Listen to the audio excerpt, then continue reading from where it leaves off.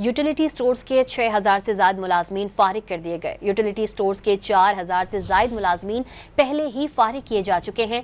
आपको अपडेट कर रहे हैं, 4000 से ज़ायद मुलाजमीन पहले ही फारिग कर दिए गए हैं। मुलाजमीन को तनख्वाह दिए बगैर फारिग किया गया है। मुलाजमीन के लिए फारिग करने के पैकेज का ऐलान भी किया गया है। यूटिलिटी स्टोर्स के 6000 से ज़ायद मुलाजमीन आपको अपडेट कर रहे हैं कि फारिग कर दिए गए हैं। यूटिलिटी स्टोर्स के 4000 से ज़ायद मुलाजमीन पहले ही फारिग किए जा चुके हैं। मज़ीद तफसील देंगे डॉन न्यूज़ के सीनियर रिपोर्टर सनाउल्लाह खान। जी सनाउल्लाह खान, मज़ीद तफसील दीजिएगा इस खबर की।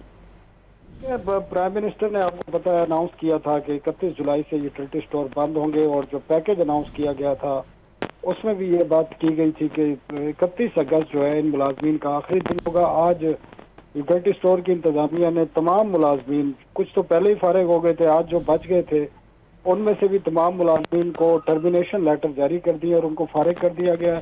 तकरीबन 832 मुलाजमीन को बरकरार रखा गया है, जिनको इस साल दिसंबर तक रखा जाएगा ताकि इनकी जो प्रॉपर्टीज हैं और जो बाकी जो सामान है उसको फरोख्त किया जा सके। इंटरेस्टिंग बात यह है कि मुलाजमीन को पिछले 2.5-3 माह से तनख्वाह तक नहीं दी गई और आज भी जब उनको टर्मिनेट किया गया है तो किसी किस्म की कोई अदायगी नहीं की गई, ना ही पैकेज के बारे में कोई इतला दी गई है कि कब तक ये पैकेज उनको दिया जाएगा। और गुज़श्ता रोज जो प्रेस कॉन्फ्रेंस की थी तारिक फजल चौधरी और CBA ने, उसमें भी ये कहा गया था कि कारपोरेशन के जो एसेट्स हैं उनको बेचने के बाद मरहलावार जो अदायगियां हैं VSS की वो मुलाजमीन को दी जाएंगी। लेकिन आज मुलाजमीन को ये वादा था कि उनको तनख्वाह के साथ फारिग किया जाएगा, लेकिन उनको गुज़श्ता 2.5-3 माह की जो तनख्वाह बकाया थी वो भी अदा नहीं की गई।